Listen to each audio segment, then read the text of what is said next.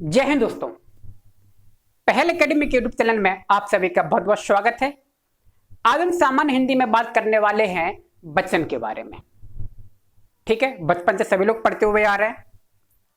वचन किसे कहते हैं, वचन कितने प्रकार के होते हैं, एक वचन से बहुवचन कैसे बनाए जाते हैं, बहुवचन भी कितने प्रकार के होते हैं, इन सब के बारे में हम चर्चा करेंगे। ठीक है, तो आइए हम देखते हैं वचन किसे कहते हैं। तो देखिए, जिस शब्द से उसके एक और अनेक होने का बोध हो,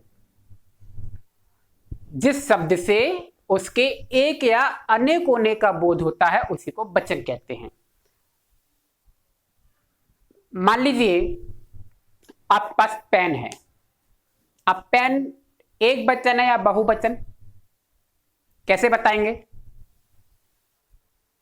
मैंने पेन खरीदा, एक वचन है या बहुवचन? एक वचन।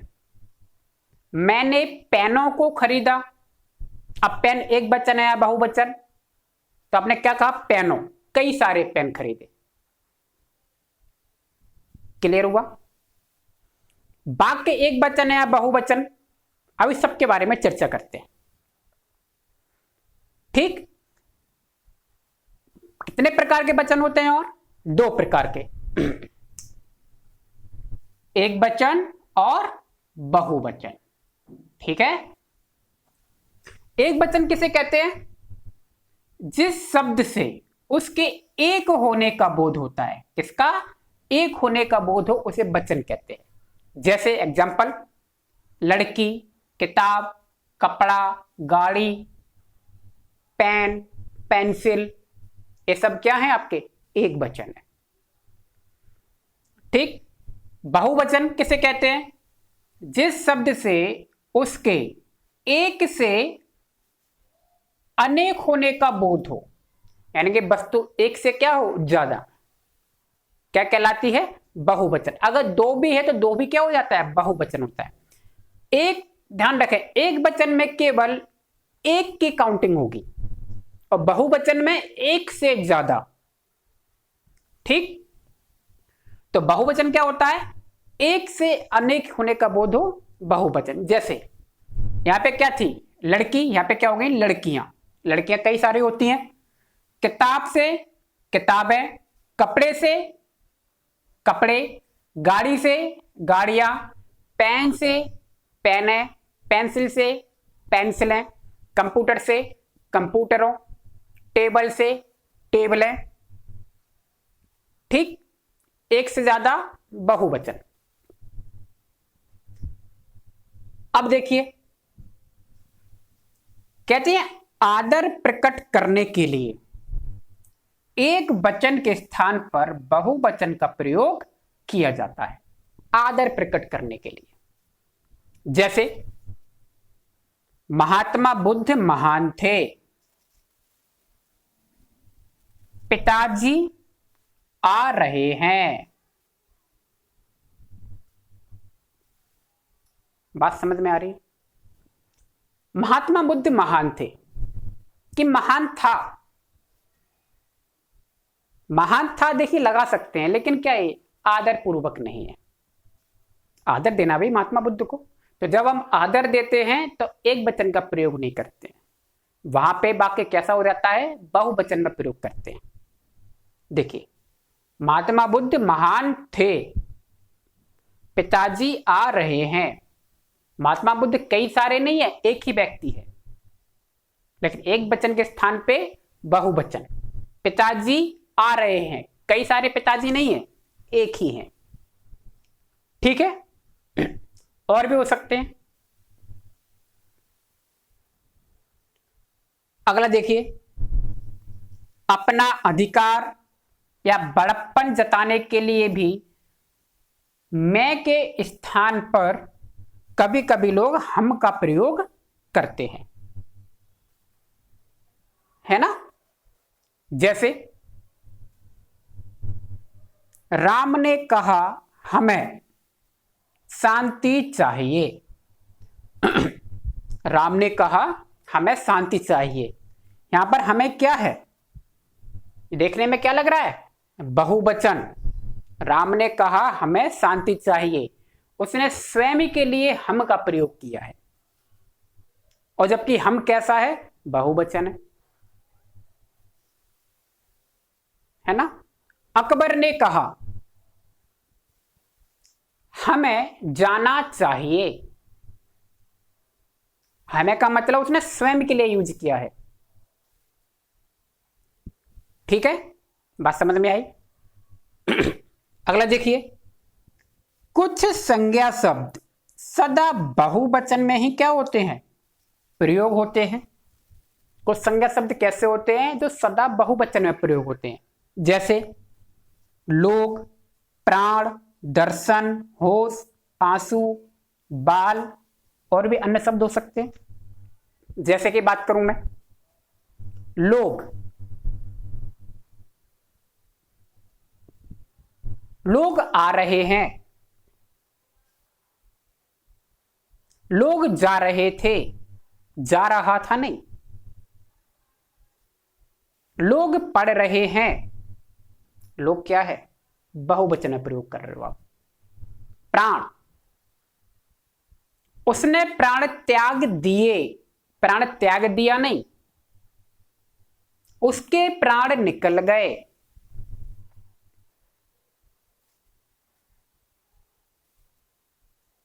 मेरे प्राण कब जाएंगे? समझ रहे हो? प्राण क्या है? बहुवचन में आप यूज करते हैं। ऐसा नहीं होता कि उसका प्राण निकल गया, निकल गए। क्लियर हो रही है बात? दर्शन, हमने दर्शन किए या उसने दर्शन किए, राम ने दर्शन दिए। क्लियर हो रही है बात? ठीक है। दर्शन। होश, उसे देखकर मेरे होश उड़ गए। उड़ गया नहीं, है ना। रिजल्ट देख के मेरे होश उड़ गए। क्लियर है? समझ में आ रही है बात? अगला देखिए, आंसू, मेरे आंसू निकल गए, मेरे आंसू आ गए। ठीक। अगला है बाल, मैंने बाल कटवाया। एक ही बाल कटवाते होगे, है ना। मैंने बाल कटवाए, मैंने बाल देखे। बाल देखा नहीं, एक बाल नहीं होता, बाल ग्रुप में होता है। ठीक है, तो बाल भी क्या है? बहुवचन। अगला है, कुछ संज्ञा शब्द एक वचन में प्रयुक्त होते हैं, कुछ संज्ञा शब्द ऐसे हैं जो एक वचन में प्रयुक्त होते हैं। जैसे जनता, पानी, वर्षा, दूध, आग आदि। जनता, जनता ने आंदोलन खड़ा कर दिया। कर दिया, कर दिए नहीं, एक वचन। जनता ने पानी मांगा। पानी मांगे नहीं, एक वचन। बात क्लियर हुई? पानी, पानी बरस रहा है, पानी बरस रहे नहीं। पानी उबाल लेना, एक वचन।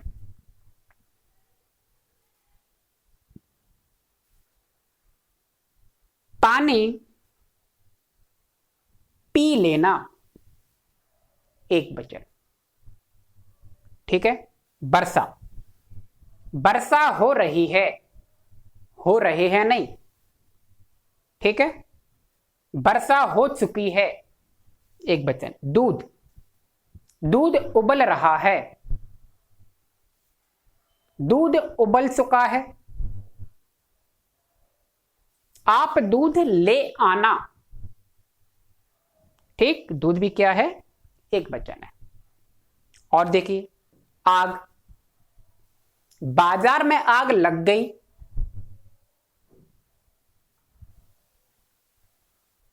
है ना, तुमने आग लगा दी, तो आग क्या है, एक वचन है। आग बरस रही है, गर्मी में बोल देते ना, या तो आग बरस रही है, रही है नहीं, रही है। समझ में आ रहा होगा। अगला है नेक्स्ट, भाववाचक संज्ञाएं सामान्यतः एक वचन में प्रयुक्त होती हैं। भाववाचक संज्ञाएं याद करो, हमने किया था जो फील करते हैं उसे भाव बोलते हैं। तो भाववाचक सामान्यतः कैसी होती हैं, एक वचन होती है। एकता,